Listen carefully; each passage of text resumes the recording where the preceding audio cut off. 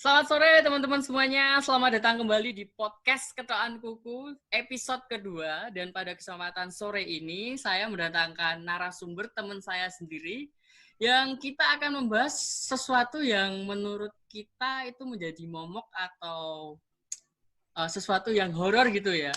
Bagi kita di umur 25 tahun ke atas yang masih jomblo pada saat ini, masih jomblo, masih menyandang status lajang. Jadi kita akan membahas tentang tema kapan nikah. Bener Mbak Nes? Benar sekali. Nah, pada sore hari ini saya mendatangkan teman saya sendiri, Mbak Nesa. Selamat sore Mbak Nesa, say hi ke kamera. Selamat sore Mas Anggi. Mbak Nesa ini dari kota mana Mbak? Iya, saya dari Batu Malang. Dari kota Batu Malang Mbak ya, jauh-jauh. Ya. Jauh banget dari kota Batu Malang. Dulu ini Mbak, aku sama Mbak Nesa ini seangkatan kerja Mbak Nes ya di kereta api ya. Iya benar. Dan banget. sekarang satu angkatan. Kita semua udah satu resign. Ini ya, distrik ya. Satu distrik kita semua udah resign, udah habis kontrak. Aku kembali ke Ngawi, merangkai karir lagi. Ini sekarang sebagai wirausaha dan sekarang Mbak Nisa kerja di Dinas Perhubungan Kota Surabaya. Dinas Perhubungan Kota Surabaya. Oke, langsung kita ke inti permasalahannya Mbak Nes. Nah, Mbak Nesa ini kan menurut aku sangat good looking nih ya. Bisa dibilang cantik lah aku. Oke, aku puji Mbak Nesa ini cantik, pinter, pekerjaan jelas. Tapi kok masih lajang Mbak Nes? Nah, kok masih lajang gitu loh. Oke, aku mau tanya nih, apa yang membuat Mbak Nesa masih memutuskan untuk menyandang status lajang di umur yang ke 26 tahun ini, Mbak? Nah, apa tuh? Kita langsung mulai aja. Iya. Oke. Kenapa sampai sekarang aku masih menyandang status lajang? Karena dulu Mas, di umurku yang ke-21 tahun, aku tuh pernah mau menikah dengan seseorang. Kita sempat pacaran 2 tahun, sempat LDR juga. Aku pas itu masih kerja di Samarinda, dia kerja di Batu.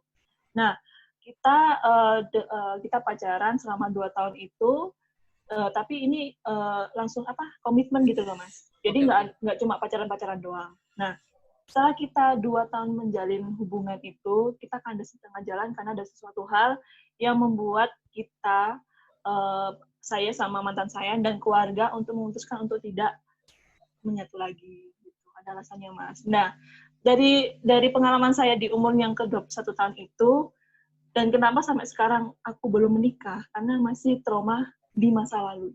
Oke, paham. Jadi intinya kegagalan perencanaan untuk menikah di masa lalu itu membuat mental Mbak Nisa kayak kena gitu ya? Gimana? Benar, iya. Sampai ini jadi umur 21 merencanakan untuk menikah dan sampai umur 26 tahun ini. 5 tahun Mbak Nisa itu lama banget loh. Apa yang maksudnya apa cuma kegagalan di masa lalu aja itu yang membuat Mbak Nesa untuk memutuskan untuk lajang atau ada permasalahan lain nih? Oke. Untuk aku sendiri, Mas, kenapa sampai sekarang memang aku belum menikah karena dari diriku sendiri aku belum siap untuk menikah dan mentalku masih belum siap untuk hubungan yang lebih serius gitu. Dan tanggung jawabku juga menurut aku ini aku juga masih belum siap untuk menjadi seorang ibu. Tapi keinginan untuk menikah itu masih ada, Mas. Masih ada. Bukan masih ada, dan pasti ada. Iya, pasti ada. Sorry. Pasti ada gitu loh, Mas. Cuma karena ya di masa lalu seperti itu, makanya aku sempat introspeksi diri, siapnya kapan gitu. Tapi sampai sekarang pun, menurut aku masih belum siap untuk menikah. Oke, bener. Paham sih Mbak. Nah, soalnya aku juga punya trauma sendiri. Kayak Mbak Nisa tadi, aku sekedar informasi aja, aku juga masih lajang ya teman-teman ya di umur 27 tahun ini dan Mbak Nisa 26 tahun. Dan sekitar 4 tahun yang lalu aku juga merencanakan untuk menikah tapi juga gagal. Dan ini mungkin salah satu alasan kenapa orang menjomblo di usia yang sudah menurut aku dewasa 25 tahun ke atas itu salah satunya juga kegagalan untuk menikah di masa lalu juga Mbak Nes ya. Iya. Gitu.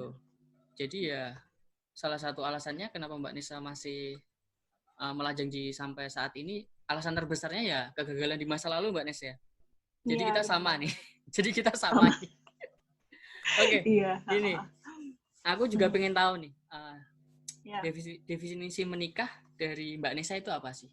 Maksudnya kan Oke. setiap orang kan punya pandangan sendiri atau sudut pandang sendiri tentang pernikahan.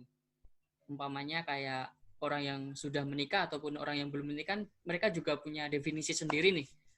Apa itu Mm-mm. arti sebuah pernikahan? Nah, aku pengen tahu dari Mbak Nisa nih, dari orang yang sempat gagal nikah dan saat ini masih melajang. Definisi menikah menurut Mbak Nisa itu apa sih? Ya, definisi menikah menurut aku itu adalah upacara sakral. Oke. Menurut aku itu upacara sakral dari dua orang yang berbeda, Adam dan Hawa, Mas. Seperti itu. Dan untuk menjalani kehidupan yang sebenarnya, yang sesungguhnya itu seperti apa, yaitu menikah. Itu menurut Mm-mm. aku sih, Mas. So, Itu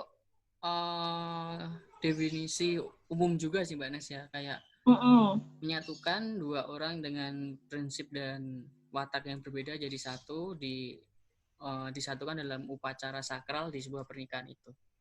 benar. Oke, jadi itu kan definisi umumnya Mbak Nes, tapi aku pengen tahu nih dari definisi dari Mbak Nesa langsung nih, sebagai orang yang pernah gagal nikah dan masih melajang di umur 26 tahun ini. Itu apa? Pasti ada dong. Definisi menikah menurut aku ya itu aja sih, Mas. Nggak ada lagi. Nggak ada lagi ya? Tapi kayak menikah itu ini hubungan yang ini ke jenjang yang lebih serius gitu dan kehidupan yang sesungguhnya. Oke, kayak Gitu. kita naik level gitu ya. Tidak hanya masalah percintaan, tapi masalah ekonomi juga, masalah menyatukan dua orang yang punya watak yang berbeda dan sifat yang berbeda itu sih. Oke, oke sudah jelas. Jadi kayak sama kayak orang-orang lain juga. Tapi aku juga punya sudut pandang sendiri Mbak Nes. Nikah itu Uh-uh. apa? Menurut aku itu nikah itu bukan sekedar omongan doang ya. Kayak kamu mau nikah nggak sama aku itu enggak. Jadi itu kayak sebuah takdir yang harus kita jalani dan takdir itu akan datang pada waktunya gitu. Kita nggak perlu meminta cewek itu mau nggak nikah sama aku, itu pasti ada saatnya kita kayak menemukan seseorang yang cocok dan pada hari itu juga kita akan memutuskan sama-sama untuk menjalin hubungan pernikahan. Jadi nggak meminta satu sama lain kayak mau nggak nikah sama aku, nggak kayak gitu. Jadi kayak kita sudah saling menyatu gitu, kayak kita kita nikah yuk, nggak kayak gitu. Paham nggak Mbak Nes, kayak kamu mau nggak nikah sama aku, nggak, jadi kita kayak kita nikah gitu, kayak nggak ada tekanan gitu loh, kalau menurut aku gitu sih. Oh, Oke, ya. kita Lanjut ya. lanjutkan Mbak Oh, Nes, oke, oke. kita lanjutkan. Nah, stigma di masyarakat nih Indonesia itu kan menikah paling tepat itu di umur sekitar 20 tahun atau 24 tahun untuk cewek Mbak Nas ya. Ini aku garis bawahi untuk cewek.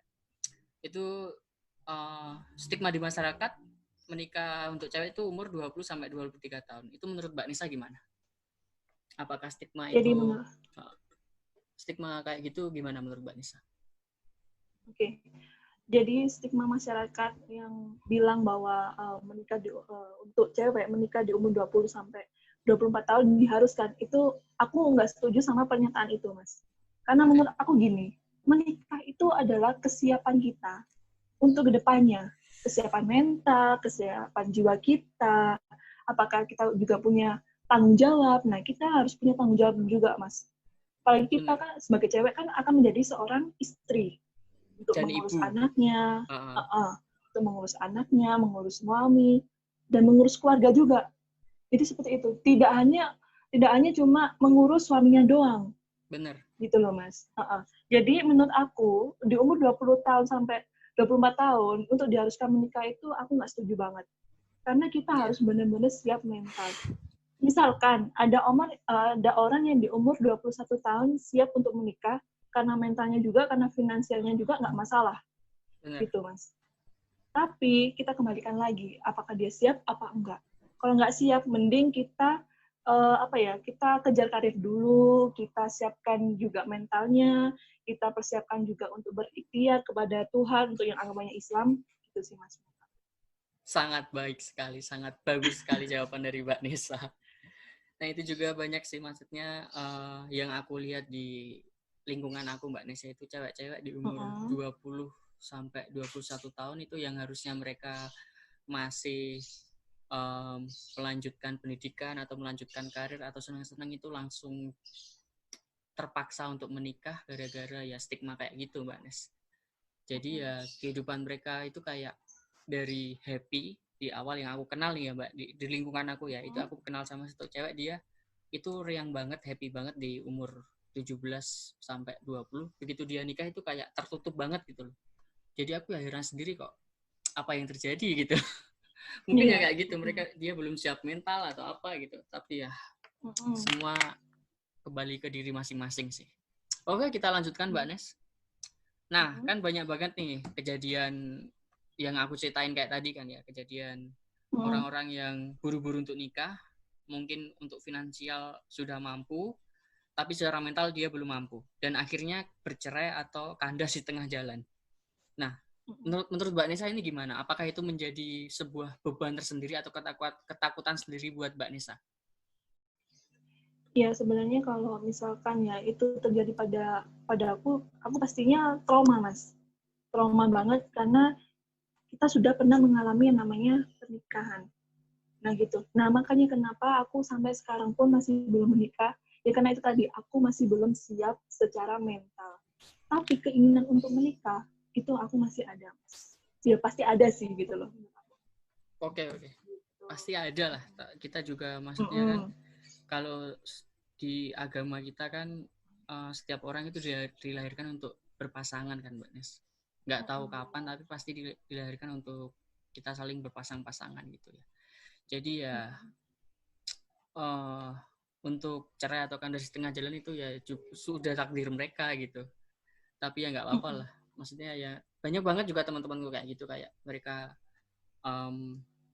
tahu-tahu udah nikah aja nih, maksudnya udah nyebar undangan aja, tapi beberapa tahun kemudian ada yang kandas, atau pas beberapa bulan kemudian kita keluar bareng, kita nongkrong bareng, dia curhat tentang keluarganya, nggak enak nikah, ternyata kamu jangan nikah dulu deh. Itu kan jadi kayak sebuah ketakutan, menyebar ketakutan bagi kita yang jomblo kan, kamu jangan nikah dulu deh nanti kayak gini gitu kan.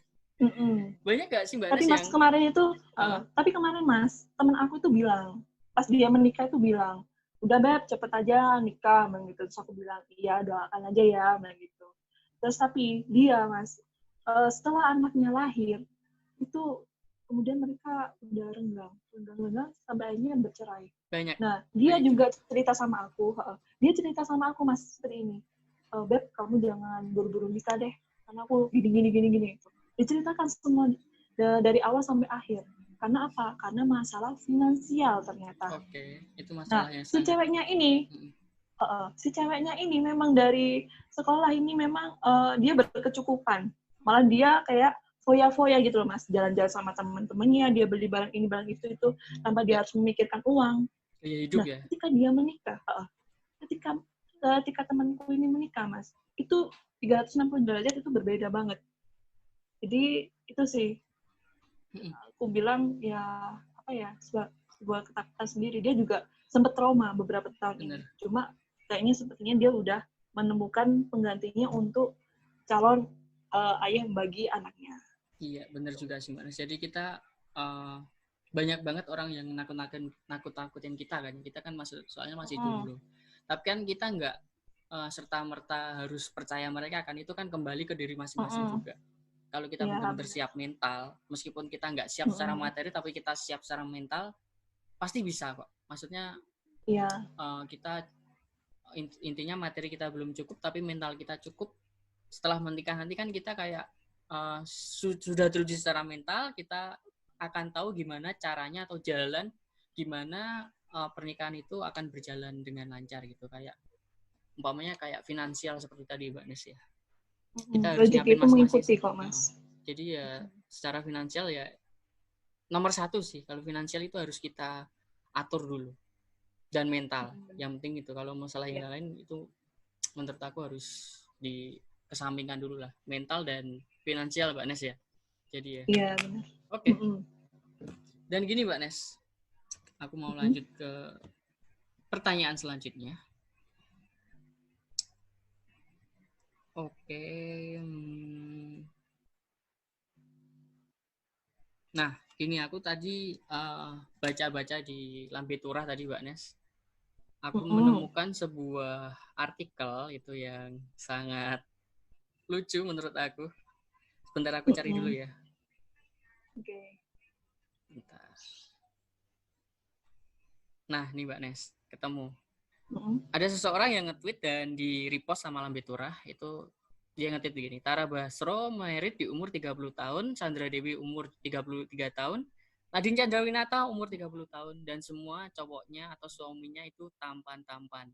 Jadi untuk tante-tante yang suka nanya kapan nikah, jangan pada ribet lagi deh. Nah, ini jadi kan banyak banget dia itu yang nekan dari tante dan keluarganya. Kalau dari Mbak Nisa sendiri tuh gimana sih sikap keluarga pada Mbak Nisa? Kan Mbak Nisa ini umur 26 tahun ini kan pasti wajar kan ya keluarga untuk menekankan Mbak Nisa untuk segera menikah. Nah, Mbak Nisa itu menyikapinya gimana itu? Dari tekanan dari keluarga. Dari Mas. Keluarga dulu deh. Oke. Dari keluarga itu memang dari ayah sama mama itu sering mempertanyakan kapan menikah, mana calonmu, mana pacarmu. Sampai seperti itu aku menjawab, aku bilang seperti ini. Ma, ayah, aku memang deket sama beberapa laki-laki. Aku juga memilih yang terbaik buat aku ke depannya itu seperti apa. Intinya, aku mohon doanya dari mama dan ayah. Kalau orang tua aku masih masih nggak begitu mempermasalahkan. Tapi kalau saudara itu selalu terus aja pas ketemu aku ditanyakan kapan menikah, mana pacarnya gitu. Kamu udah kerja kayak gini, kenapa sih kamu nggak segera menikah? Aku bilang sama mereka, mohon doanya ya, semoga saya segera menikah gitu. Jangan ditanyakan lagi ya. Itu kayak sebuah sering gini loh Mas, kayak pertanyaan itu menjadi momok juga sama aku dan itu juga menjadi tekanan juga sama aku. Karena aku jadi terus mikir pertanyaan itu gitu loh Mas. Nah, aku juga ini mengingatkan buat teman-teman semua yang lihat podcast Ketuaan Kuku ini, misalkan ada orang yang menanyakan kapan menikah, itu kalian bilang aja, minta doa restunya ya, mau doanya semoga dipertemukan dengan jodoh yang baik. Pasti, amin. Dan ini juga, dan buat orang-orang tua, aku saranin sih jangan kayak menekankan ke anak muda seperti pertanyaan seperti itu karena mereka bakalan mikir dan itu bisa menyerang mental mereka. Benar sekali. Jadi ganti aja pertanyaan kapan menikah menjadi semoga cepat nyusul ya, semoga dipertemukan ya dengan jodoh yang terbaik seperti itu. Benar sekali. Ya kan? Benar kan? Nah, benar. Kan ya ada keluarga yang barbar, ada keluarga yang halus kayak gitu. Ayo segera nyusul ya, tapi yang nanya langsung to the point, kapan nih nikah? Ya, saudara kamu udah pada nikah semua nih itu. Ya tante-tante. Iya, udah punya anak gitu kan ya. Oke, langsung aja Mbak Nes. Harapan Mbak Nisa ini apa sih ke depannya? Aku mau tahu nih. Harapan Mbak Nisa ke depannya di umur yang 26 tahun ini yang masih melajang, harapan ke depannya gimana nih? Oke, harapan aku ke depannya itu yang pertama adalah aku karirku bagus, Mas. Terus juga naik jabatan juga dan segera punya pacar sih. Karena aku sampai sekarang jomblo banget, serius. Oke, buat teman-teman aku promosi ini buat teman-teman Mbak Nisa masih jomblo. Nanti DM aja. Ya. Nanti aku kirim aja ya. Nanti aku kirim ke Mbak. Tapi nanti bakalan diseleksi, Mas. Bakalan diseleksi ya. Enggak. Baik. Oke. Gimana? Terus punya rumah sendiri sih, Mas. Karena aku udah beberapa tahun nabung ini pengen punya rumah sendiri, terus juga pengen memberangkatkan orang tua umroh. Untuk umroh. Amin. Semoga apa yang menjadi impianku itu terkabulkan semuanya. Amin. Nah, gini, sebentar. Mbak Nisa katanya nabung untuk membeli rumah sendiri. Apa itu enggak jadi kewajiban cowok sih Mbak Nes untuk membeli rumah untuk istrinya itu apa bukan kewajiban cowok? Kenapa Mbak Nisa impiannya Mbak Nisa ingin membeli rumah sendiri? Apa itu enggak jadi kewajibannya cowok atau calon istrinya Mbak Nisa nanti? Oke. Jadi menurut aku Mas, mempunyai menabung dan membeli rumah itu tidak diharuskan harus cowok, tapi cewek juga wajib beli rumah. Karena kenapa? jangan sampai kita dipandang sama laki-laki itu, wanita itu cuma bisanya cuma gini-gini doang gitu loh. Tapi kita sebagai wanita, kita itu bisa berkembang, kita itu bisa membeli apa yang kita mau gitu loh Mas. Itu bukan kewajiban seorang laki-laki, tapi kita sebagai wanita juga harus bisa punya impian juga untuk mempunyai rumah. Oke. Intinya kayak kita setara lah, cowok sama cewek itu setara. Nggak selamanya cowok dominan, mereka wajib untuk harus apa semuanya itu cowok, itu enggak sih Mas. Oke. Yes, terima kasih Mbak Nes kayak membukakan sudut pandang aku sih. Soalnya aku juga di umur 26 tahun ini kan belum nikah. Aku takutnya nanti kalau aku udah ketemu sama jodohku, nanti gimana ya dia kalau minta ini, minta itu gimana. Tapi ya semua itu aku kembalikan ke diriku. Jadi aku juga nabung pada saat ini. Aku juga masih proses menabung dan proses mengembangkan bisnisku sendiri. Aku kan itu beberapa tahun terakhir kan ganti-ganti kerja kan ya. Dan pekerjaan itu menurutku belum jelas sih. Kan aku kerja sebagai sales, juga sebagai promotor. Itu kan nggak bisa selamanya aku jadi itu kan ya. Nah makanya aku pada saat ini juga lagi merintis usaha sendiri sih Mbak Nes. Dan ngomong-ngomong Mbak Nisa kan juga lagi merintis usaha sendiri kan ya? Kuliner. Ya. Oke. Namanya apa Mbak Nes? Nama kulinernya apa? Nama kulinernya ayam geprek Rainbow. Rainbow. Kenapa aku mengambil nama Rainbow? Karena kayak keinget ayamnya di ini kartun Upin Ipin. Oh itu ya. Tak kira Rainbow ayamnya soalnya nembak. Wah. Selain ayam geprek, apa kemarin? Selain ayam geprek ada durian montong, Royal Durian Montong. Dari mana? Langsung dari Batu Malang. Iya, langsung dari Batu Malang dan kita nanam sendiri. Itu benar-benar enak deh. Nanti kalau Mas kalau ke Batu harus ke rumahku, harus nyobain durian montong dan ayam geprek Rainbow. Aku dulu di Malang juga belum pernah main ke rumah Mbak Nisa. Karena jadwal kereta kita sangat padat. Dinas. Ada Instagramnya nggak sih Mbak Nes? Itu ayam geprek sama duriannya? Belum ada? Untuk sementara, untuk Instagramnya nggak ada, tapi bisa aja di-follow di @nesahadat_ gitu aja. Langsung DM aku. Langsung, nanti saya taruh bawah deh. @nesahadat_. Hadat_, ya. Oke. Nanti juga follow Instagramku deh. Aku juga punya itu Mbak Nes. Sekarang aku punya Instagram khusus buat kulinerku. Namanya Ketoan Kuku Kuliner. Nanti bisa Oke, nanti aku follow ya Mas ya. Ya, semoga nanti kita bisnis kita lancar. Amin. Dan semoga kita nanti ketemu setahun atau 2 tahun lagi kita udah nggak jomblo lagi. Jangan setahun atau 2 tahun lagi deh. Atau nanti kalau udah new normal bener-bener dibuka new normalnya, kan ini masih ada sebagian yang PSBB kan. Semoga pas corona hilang nanti kita membawa pasangan sendiri-sendiri. Amin. Nah, kita udah gak jomblo lagi, oke? Iya. Jangan lupa Mas berdoa dan sholat malam sih. Amin, pasti sih. Aku juga lagi lagi mau menuntut ilmu sama orang apa ya istilahnya orang lebih paham lah dari ilmu agama gitu. Oke. Oke Mbak Nes, terima kasih banyak Mbak Nes sudah menyempatkan waktunya sore ini meskipun ini baru berapa menit ya. Sebentar nanti kita bikin lagi deh. Kan masih banyak hal yang masih banyak yang perlu kita obrolin. Kita punya pengalaman kerja yang sangat menarik kita. Dan kita ini kan membahas tentang pernikahan, nanti kita di podcast selanjutnya kita bahas tentang sesuatu yang lebih menarik dari ini. Kan ini menurutku juga agak horor bagi kita. Iya. Oke Mbak Nes, terima kasih banyak sudah mau. Oke, terima kasih Mas Anggi. Ya, amin. Semoga kita lancar. Dadah. Bye-bye.